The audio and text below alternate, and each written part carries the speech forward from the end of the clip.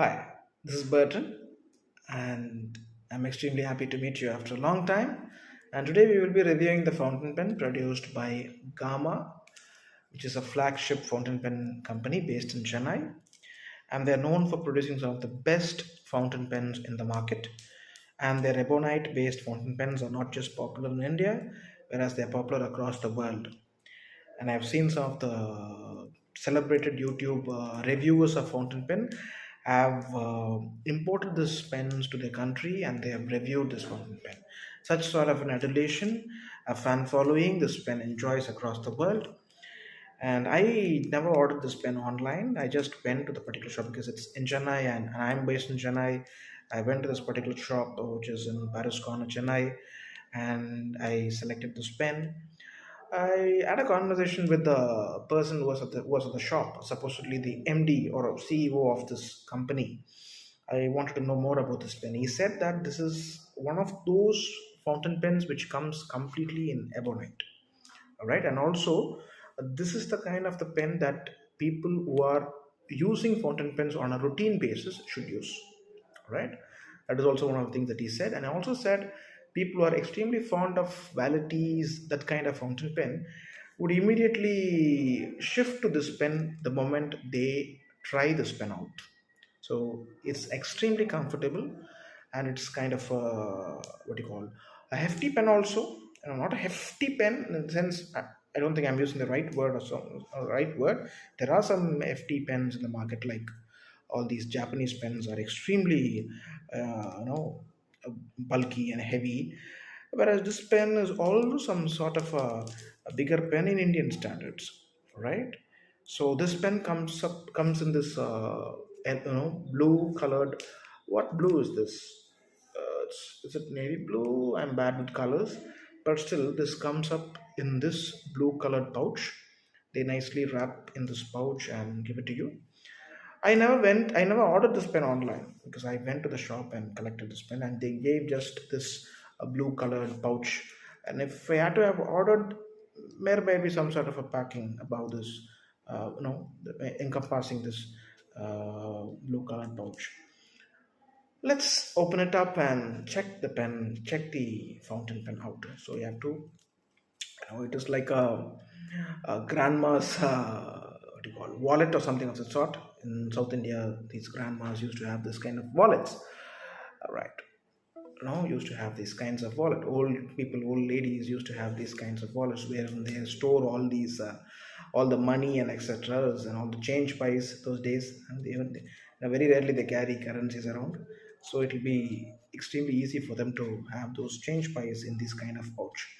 And this reminds me of those Cadbury's chocolate, Cadbury's Dairy Milk chocolate, which used not used to be, even today, even to this day, I think they come in this color, in this blue color, and inside you have this yellow colored pack, golden yellow colored packing. I don't think it is still that way today because yellow colored packing has been defunct, I suppose. The chocolate comes just with the blue colored wrapper, and inside, once you open the blue colored wrapper, you'll find the chocolate inside. That is how it has become today. So I'm a fan of this kind of blue color, which gives you the sophisticated approach, which gives you sophisticated feeling, and also it's extremely formal. Even convocation gowns used to be blue in color for people who are presiding over the convocations, and also the convocation degree will be wrapped in a blue colored material, of the sort, the degree, the graduation, the times of the graduation, the graduates will be awarded the degree with a blue colored string over it, something of that sort. So, like, I'm just opening this pen. I'm just taking the pen out, opening this wrapper. Yeah, inside which you have a plastic cover. Right, this is common for many pens. You have the plastic cover. You can just remove the cover. All right, and this is that ebonite Gama Fountain Pen. Right, you can see. So you can also see the measurement. It is actually was actually, sorry for that. It was actually 6 inches, 15, 6.1 inch precisely. It is 15.1 centimeters precisely. Hope you are able to see because I don't have a very formal camera, very professional camera. I'm just using my cell phone camera to shoot this. So this is the fountain pen of ebonite, completely ebonite based fountain pen produced by Gama, and yeah, so you can see the make. It is like a wooden material. It's not wood. Actually, it's a form of a rubber. That is what is ebonite is called. And ebonite is very popular in ebonite is very popular for making from the manufacture of fountain pens. Many sought after fountain pens have used ebonites, and ebonite based fountain pens are highly revered, and they are in great demand in the market, even today. Now, people used to think that fountain pens have lost their sheen, fountain pens have poor takers these days. That is not the case. Even today, there are people who go for fountain pen, who love fountain pen to the core, who will do anything to grab the fountain pens, and it is like sort of a meditation to use fountain pens for their writing. The moment you use fountain pen for your writing, you will understand the difference between the ballpoint pen and the fountain pen. The fountain pen will give you a rich flavor to your writing. In the sense, I don't know whether I am using the right word or so, but fountain pens will enhance your writing. A fountain pen will want to, write.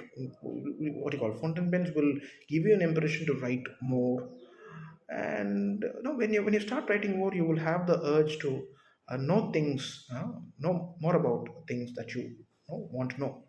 That is my impression about the fountain pen ever since I started using fountain pen on a regular basis after a long time, because back in those days, I'm a 90s kid. Back in those days, it used to be compulsory for all the school children to use fountain pens, and for their examination and for their any conventional writing, any homework assignments, everything should be used. You should be done with the help of fountain pen, and only allowance for ballpoint pen. Those days it was, it can be used for writing something on the rough notebook.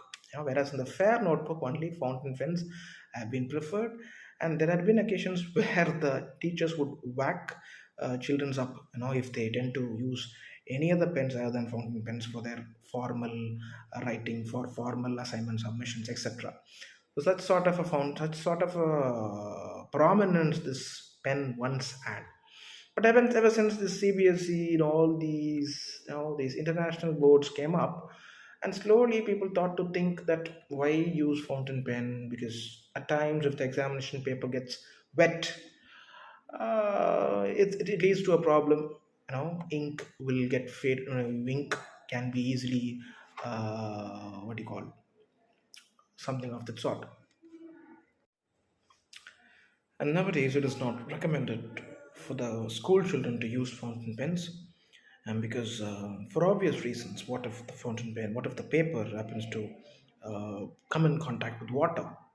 So those are the kind of excuses that people give these days for making children to prefer writing on writing with the help of something else. So, but still, there are lots of takers in the market. Even international boards like IGCSE and IBDB, students are recommended not to use fountain pens at all. Not recommended; it's kind of a rule. Now they are supposed to use only ballpoint pens for their examination purpose. When that becomes a mandatory option, the chances of these children going for a fountain pen is fairly less. Because when you ask children to mandatorily follow something in the examination, that goes without saying that the children will opt for doing the same during normal times as well. Need not necessarily go for the appear for the examination and change something. So, likewise, the fountain pens in the school have drastically diminished these days, and they have options like gel pens and ballpoint pens and roller balls. All those are available, but still, for people who prefer fountain pen, there is no option, any other option other than a fountain pen. And for people who love fountain pen, ebonite fountain pen is like a luxury. It's like something that is that will blow them out of the park, that will blow them out of this world. That will, I don't know whether I'm using the phrase in a proper way, but still, this is something that is highly preferred, with regards to the fountain pen lovers. Let me actually go through the entire version of the outlook, the what you call the morphology of the fountain pen, and I call it morphology because I am a biologist. So then we will dabble inside and dabble out. Now, then we will go in depth about the anatomy of the pen, right? As I time that we check the morphology of this fountain pen, right? You can see it has a very nice clip, very sturdy clip, which will not get relaxed how much ever time you use, the pen to clip on your short pocket. You can see it can be nicely clipped. It goes inside all the way up there, and there is a thin section above which will not get completely clipped in the pocket. I am very, I'm less than 6 feet, so the shirts come up with this kind of pockets. Maybe 6 footers will have a shirt that has a pocket, very deep pocket, wherein the entire pen can be easily clipped. Fine. So this is how the pen looks. You can see the what you call the cap end, which is more like a thrust device of a ballpoint pen. You know the thrust device of the ballpoint pen, where you will put some pressure over here, and the what you call the point of the pen comes out. In the ballpoint pen, I'm saying. So this cap end is made something. It's a striking, it has a striking similarity with that. It is nice, it's bulbous. It's completely what you call projected, very smooth, and it is also like more like a button that is above the clip, right? I'm not going to screw anything because I'm not a fan of screwing something. If it stays this way, I will be happy enough to be have it that way. Some YouTubers will do all that. I don't do all that. I don't prefer doing all that as well, because that's a waste. Nobody is going to actually check whether this is going to work. All that we require is the pens make. As long as they are fitted well, neatly placed, we don't have much to worry about it. So yeah, so this slowly comes, you have the pen. Yeah, so we have done with the cap band, and we have also seen the clip of the fountain pen. Now it is time to check the cap band. The cap band, you must be knowing what's a cap band. Most of the fountain pens will have a cap band, which will give the impression for the bearer to find the actual place where they can unscrew the fountain pen. Right? If there is no cap band, I don't say it is difficult for the bearer to find the actual spot, but still, at a distance, you won't be able to clearly distinguish between the barrel and the cap. So this cap band will give you that impression of distinguishing the actual placement of the pen's cap and the rest of the pen, barrel of the pen. All right. So yes. So when I unscrew, let me check it out how it is getting unscrewed. But before that, I should very very very honestly say that this is not the cap band that this kind of a pen should be using. All right. They could have made something unique. They could have had a very strong cap band with their emblem and with their brand name embellished, that they have not done. I wonder why they have not done all that. And all across this fountain pen, you will find the name of the brand only here. I wonder the reason behind going for this sober way of branding. You know, that is not the kind of what do you call it? That is not the kind of brand embellishments. Uh, I honestly think that this could have been improved. This way of what do you call printing their brand, or what do you call stamping their brand in one of the areas of the fountain pen, because the kind of fan following this pen is recently having, they could upgrade their way of advertising, their way of branding, their way of you know what do you call imprinting their brand in the fountain pen. And you can also see there is no symbol or anything of that sort in the cap band as well. So some top-notch fountain pens will have that any sort of a symbol, any emblem. They could have developed all of that, but still they are in the nascent stage. Uh, that might be their personal choice. Maybe they want to go sober. They want to have their brand in a very formal, very sophisticated, very what you call, very way that they wanted to have. I wonder why they're not they were experimenting on any of that sort. They still use this conventional way of branding, but other than that, the make of the pen has impressed me.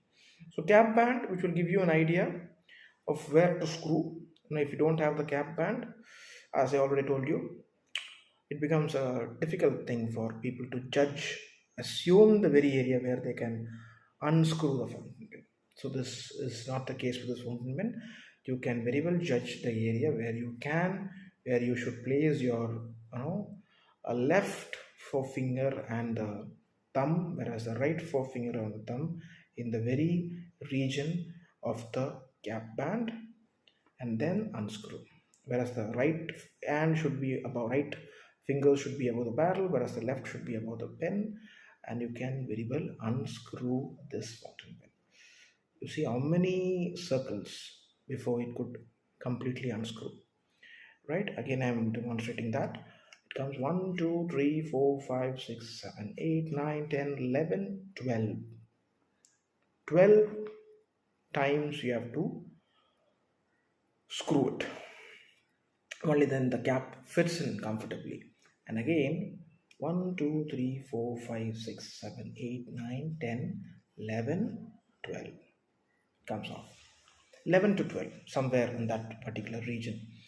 So it gives the unique smell of that ebonite fountain pen, which I'm a fan of, which I'm a great fan. It smells so good. Only the people who love fountain pens will understand the what you call will understand the fragrance, understand the what do you call it, the fragrance of this aroma. Yeah, the smell is just a strong ebonite smell, a rubberish smell. Some would prefer, I would prefer, I don't have any inhibitions, using a strongly fragrant fountain pen. But some might not prefer this. Okay, that is not my concern. Right now, let's deal much into the other areas of the fountain pen. Okay, cap. That's all about the cap. There's nothing more that can be told about the cap. We can place the cap away. Right now, we can check the nib of the fountain pen. You see the nib. All right, all right, all right. Let's get scanned. Or why is it not getting? Okay, fine, fine, fine, fine, fine. Right, right. It's not actually getting scanned. It's not actually getting. Oh yeah. Now we can check the other sections of other areas of the fountain. Why I don't use the word section is because in the fountain pen itself there is a distinct area, which is called a section. Right. You can see the nib. I'll tell you which is the section. I've already told you in one of my earlier videos. So nib is actually a bigger nib. I have no idea about the number of the nib, which says Gama in it, which means that the nib has also been produced by Gama. And the tile is well placed. You can see this. These are the tiles, and then there's a what you call the breather hole. Breather hole is also there. So the nibs with the breather hole is something that I prefer. There are pens without the breather hole. Let me check it out. This is the pen which doesn't have a distinct breather hole. I'm not a fan of that, but I prefer this pen. I will review this pen on a later date. Whereas here you can see a distinct breather hole. I love that. And then comes the section, which is a very small section.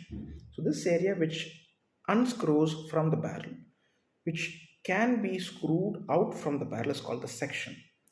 So section is also very good, very small. And you have the barrel threads, right after the section, right below the section. And one of the reasons why they should be having so many threads is to give you the grip while writing, right? Just 4 or 5 circles would have done wonders for the pen cap to fit into this, uh, you know, it fit into this section and barrel of the pen. For the pen cap to fit into, that is enough. That is self-understood. But why they should have so many threads, so many what you call circles of screwing process?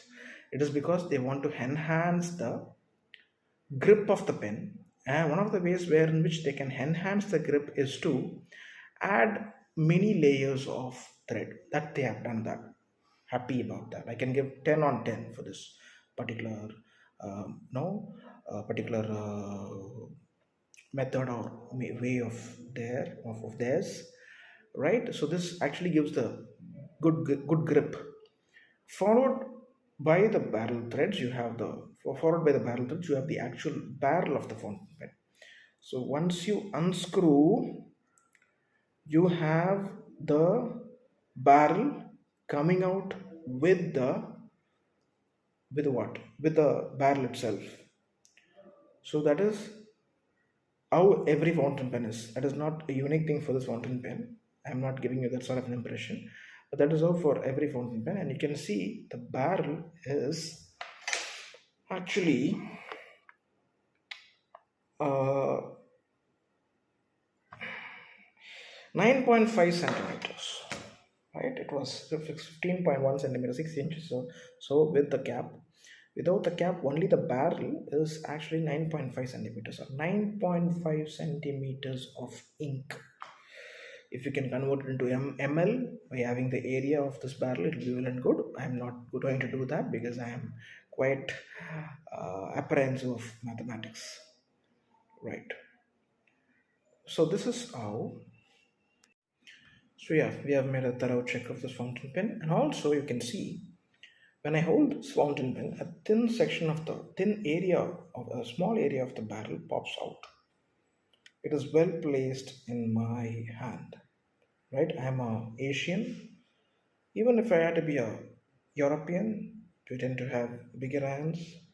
They are normal. Their average height will be 6 feet, and even for them, this is not going to be a sort of a trouble if you are ideally placing your fingers above where you thrust your finger to write above the barrel thread.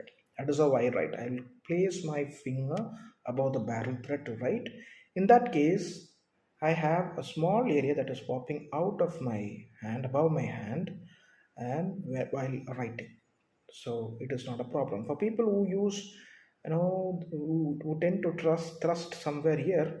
It'll be a bit of a trouble because barrel is not allowing some sort of an extra region, but still they can also manage. I doubt if there will be any people who's writing here, but there are a small population which tends to hold the pen this way and write as well. I've seen some as well, but on a larger perspective, major proportion of the people would tend to thrust their fingers over the barrel thread and write. In that case, this is not a trouble.